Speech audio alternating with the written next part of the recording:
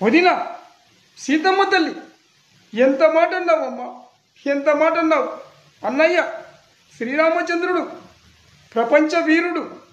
ప్రపంచంలో అన్నయ్యను ఏ శక్తి ఏమీ చేయలేదమ్మా, చేయలేదు. కానీ నువ్వు భయపడుతున్నావన్న బాధతో నేను వెళ్తున్నాను.